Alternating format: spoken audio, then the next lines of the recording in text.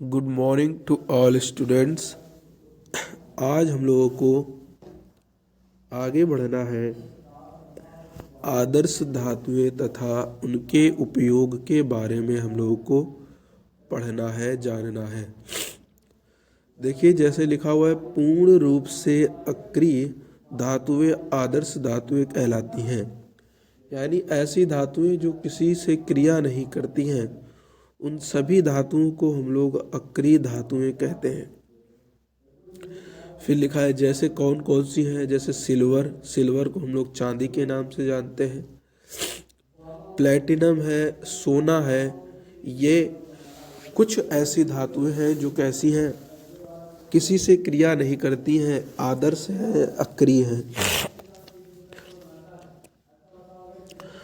अब नंबर 1 लिखा है प्लेटिनम के बारे में।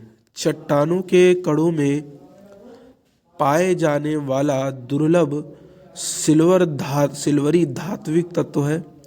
प्लेटिनम जो है एक चांदी की तरह चमकता है और यह बहुत कठोर होता है तथा ऊष्मारोधी होता है।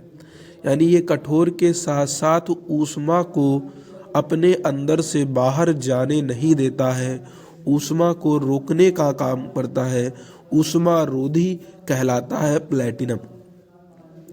आगे लिखा है प्लेटिनम के उपयोग क्या क्या है, किस तरीके से हम अपने दैनिक जीवन में इनका उपयोग करके मानव जीवन को कल्याणकारी बना सकते हैं। तो पहला पॉइंट लिखा है, इसका उपयोग चिकित्सकीय उपकरणों व रासायनिक उपकरणों को बनाने में किया जाता है। यानी जो प्लेटिनम है, प्लेटिनम का प्रयोग किया जाता है जो चिकित्सा में हम लोग कैंची है, नीडल है, या फिर बहुत सारे ऐसे पदार्थ आपने देखे होंगे, उपकरण जो प्रयोग करे जाते हैं, वो सभी प्लेटिनम के बने होते हैं। काहे के बने होते हैं भैया? प्लेटिनम के बने होते हैं। अगली बार लिखा है प्लेटिनम वायुमंडल से प्रभावित नहीं होता है, अतः इसे मुख्यतः आभूषण बनाने के काम में लाया जाता है। दूसरी बात यह है कि जो प्लेटिनम है वो किसी भी प्रकार की गैस है और वायुमंडल में पाई जाने वाली ऑक्सीजन है, CO2 है, प्रदूषण है, इन सभी से थोड़ा भी क्रिया नहीं करता है, बिल्कुल भी प्रभावित नहीं होता है और चमकता भी है। और जो चीज़ चमकती है उसे आभूषण की तरह प्रयोग करा जाता है। तो इसलिए क्या किया जाता है, इस प्लेटिनम का प्रयोग आभूषण की तरह भी हम लोग करने लगते हैं। हार बनाने में, बहुत सारे तुम्हारे गहने बनाने में प्रयोग किया जाता है। क्यों किया जाता है? क्योंकि ये किसी भी तरह वायुमंडल से प्रभावित नहीं होता है। कहने का अर्थ ये है कि वायुमंडल में उपस्थित किसी भी प्रकार के तत्वों से क्रिया ही नहीं करता है। नंबर 3 बात लिखी है, यह कई मिश्र धातुओं में प्रयोग की जाती है। दूसरी बात यह है कि जब बहुत सारी धातुएं बनाई जाती हैं तो उन धातुओं के अंदर इसका प्रयोग मिश्रण के रूप में किया जाता है। यानी मिक्स करके बना दिया जाता है, मिश्रण किया जाता है। अगली बात लिखी है, प्लेटिनम व चांदी की मिश्र धातु का प्रयोग बिजली के सामान बनाने में किया जाता है। कहने का अर्थ यह है, अगर हम प्लेटिनम और चांदी को दोनों को एक ही साथ गर्म करके मिक्स कर दें, मिश्रित कर दें, तो इस धातु को कहेंगे मिश्र धातु। और इस मिश्र धातु का प्रयोग जो बिजली के सामान, आपने देखे होंगे कि जब कभी भी बिजली के सामान के अंदर देखा होगा बहुत सारे छोटे छोटे तार लगे होते हैं, मशीन लगी होती हैं, ट्रांजिस्टर लगे होते हैं, तो इन सभी चीज़ों का प्रयोग बनाने में किया जाता है। किसका किसका? प्लेटिनम और चांदी के मिश्रण का। चांदी और प्लेटिनम को मिक्स कर लिया जाता है। मिक्स करने के बाद इनका प्रयोग जो है बिजली के जितने भी उपकरण हैं उनके अंदर कर लिया जाता है। इतनी बात आपको समझ में आ रही होगी। अगली बात लिखा है, यह रासायनिक अभिक्रिया में उत्प्रेरक की तरह प्रयोग की जाती है। अब प्लेटिनम एक ऐसी धातु है जो अक्रिय है, क्रिया भी नहीं करती किसी से, और जो क्रिया नहीं करते हैं उनका प्रयोग जो है हम लोग उत्प्रेरक की तरह करते हैं। अब ये उत्प्रेरक होता क्या है? उत्प्रेरक के बारे में आपको नाइन्थ वाली क्लास में, अगली क्लास आने वाली क्लासों में आपको पढ़ाया जाएगा अच्छी तरीके से उत्प्रेरक है क्या। तो याद रखना है, उत्प्रेरक वे होते हैं जो रासायनिक क्रिया में भाग नहीं लेते हैं लेकिन उनकी गति को धीमा या तेज कर देते हैं, उत्प्रेरक कहलाते हैं। और हम लोग पहले ही पढ़ चुके हैं, प्लेटिनम किसी से क्रिया नहीं करता है, अर्थात उत्प्रेरक की तरह प्रयोग किया जा सकता है। अगली बार लिखिए, उत्प्रेरक वह पदार्थ हैं जो रासायनिक अभिक्रिया की दर को बढ़ा देता है। यहाँ पर लिखा है बढ़ा देता है, दरअसल क्या होता है, उत्प्रेरक क्रिया की दर को बढ़ा भी सकते हैं और घटा भी सकते हैं। तो बढ़ाने और घटाने दोनों का कार्य करते हैं हमारे उत्प्रेरक। अगली बात लिखी है चांदी के बारे में। देखिए चांदी के बारे में क्या लिखा है, लिखा है चांदी एक दुर्लभ तथा बहुमूल्य धातु है। कहने का अर्थ ये है, चांदी भाई बहुमूल्य है। क्यों है? क्योंकि इसका प्रयोग आभूषण, गहने आदि चीज़ों के बनाने में किया जाता है। और दुर्लभ क्यों है? क्योंकि बहुत ही मुश्किल से मिलती है। और चांदी का रासायनिक संकेत Ag है, यानी अगर आप केमिस्ट्री पढ़ेंगे, रसायन विज्ञान पढ़ेंगे तो वहाँ पर सिल्वर को सिल्वर नहीं लिखा जाता है, वहाँ पर सिल्वर को Ag लिख दिया जाता है। क्या लिख दिया जाता है? Ag लिख दिया जाता है। आगे देखिए क्या लिखा हुआ है चांदी पूर्ण रूप से अक्रियशील होती है। और चांदी, अच्छा गहना इंसान उसी चीज का बनाएगा जो किसी से क्रिया ना करे। मान लो आपने गहना बनाया और गहना बनाने के बाद वही गहना वायुमंडल में उपस्थित जो ऑक्सीजन है उससे क्रिया करके धीरे धीरे खत्म हो जाए तो आपको बहुत ज़्यादा नुकसान होगा। इसीलिए गहना उसी चीज का बनाया जाता है जो किसी से क्रिया ना करे, अर्थात वो अक्रिय हो।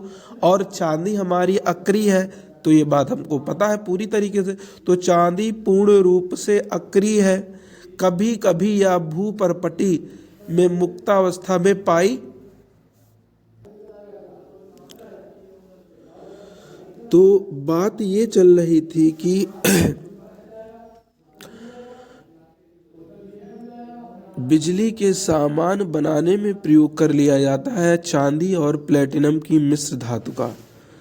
लेकिन हम लोग पढ़ रहे थे चांदी के बारे में, तो चांदी में हम लोगों ने यहाँ तक पढ़ लिया था कि चांदी पूर्ण रूप से अक्रियशील है। लिखा है कभी कभी यह भूपर्पटी में मुक्तावस्था में पाई जाती है। यानी जो भूपर्पटी है, भूपर्पटी का मतलब जो हमारी पृथ्वी की सतह है, भूमि की सतह है, इसी भूमि की सतह को, पट को कहा जाता है भूपर्पटी। क्या कहा जाता है भैया? भूपर्पटी।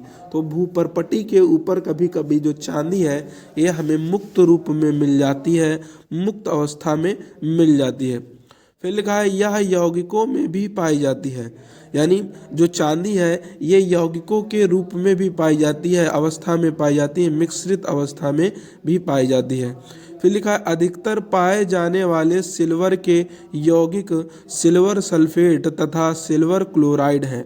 जो हमारे अधिकतर पाए जाने वाले सिल्वर हैं, सिल्वर के यौगिक जो है, सिल्वर जो है अधिकतर सिल्वर सल्फेट या सिल्वर क्लोराइड के रूप में मिलता है। अगली बात यह है लेड के अयस्क गैलेना में भी थोड़ी थोड़ी सी मात्रा पाई जाती है। यानी लेड का अयस्क एक गैलेना है और गैलेना के अंदर भी जो सिल्वर है वो थोड़ी थोड़ी मात्रा में पाया जाता है। अब चांदी के उपयोग क्या क्या है, तो क्या क्या है बात याद रखना है। चांदी जो है सिल्वर सल्फेट में मिलेगी या फिर सिल्वर क्लोराइड के रूप में मिलती है, या फिर जो हमारा एक अयस्क है गैलेना, और गैलेना अयस्क जो है वो है लेड का। लेड का जो संकेत होता है वो होता है Pb, और जबकि प्लेटिनम का संकेत होता है Pt। क्या होता है भैया? Pt।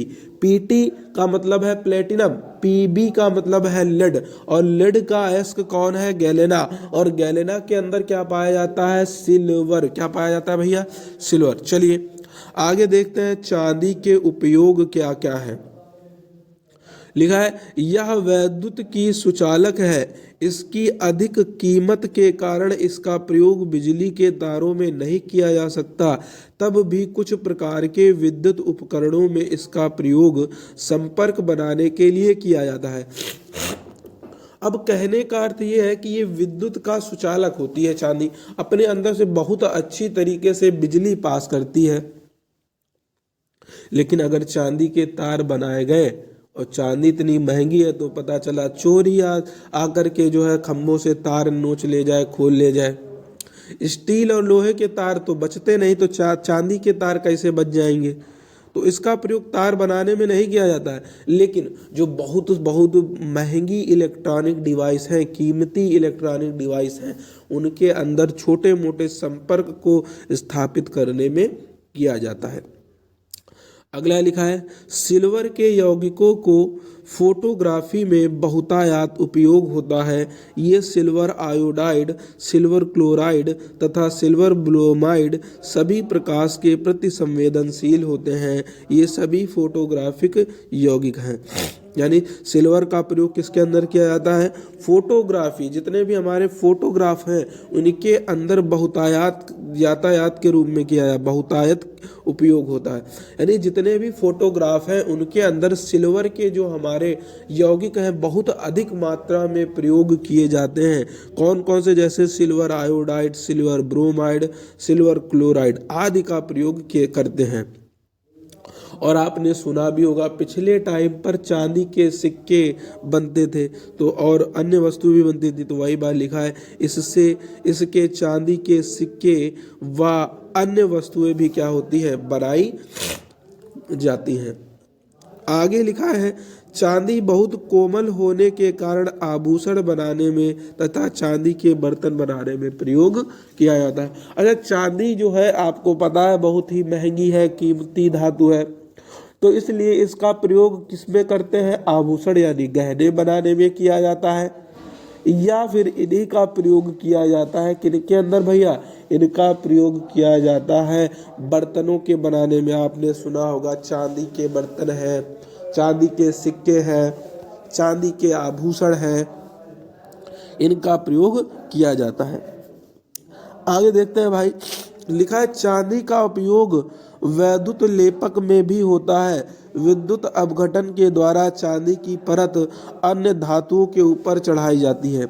अर्थ ये है कि जो चांदी है इसका प्रयोग वैद्युत लेपक के रूप में किया जाता है और वैद्युत अपघटन के द्वारा चांदी की परत जो है दूसरी धातुओं के ऊपर चढ़ाई जाती है। आपने सुना होगा लोहे की गहना है, इसके ऊपर चांदी का पानी चढ़वा लीजिए, चांदी की परत चढ़वा लीजिए, तो वही है वैद्युत लेपन का मतलब क्या है भैया? किसी दूसरी धातु के ऊपर चांदी की परत चढ़ा देना ही, चांदी का पानी चढ़ा देना ही क्या कहलाता है? वैद्युत लेपन कहलाता है। और यही अर्थ है चांदी का पानी या वैद्युत लेपन। तो आज हम लोगों ने इतना पढ़ा है, आज इतना ही फिलहाल रखा जाता है। अगली क्लास के अंदर हम लोग आगे पढ़ेंगे कुछ सोने के बारे में और उसका हम लोग अर्थ समझेंगे। चलिए, अगर आप क्रियाशील का एक ग्राफ पढ़ना चाहें तो यहाँ पर ये भैया बना हुआ आपको दिख रहा है, इसको पढ़ेंगे। सबसे अधिक है मैग्नीशियम क्रियाशील है, फिर उससे कम जिंक है, फिर उससे कम लोहा है, फिर उससे कम निकिल या टिन है, फिर उससे कम लेड है, फिर उससे कम कापर है और फिर कौन है? चांदी है। तो ये सब क्रियाशीलता का क्रम लिखा हुआ है। चलिए, आज के लिए इतना ही रखा जाता है, फिर हम लोग अगले क्लास में मिलते हैं।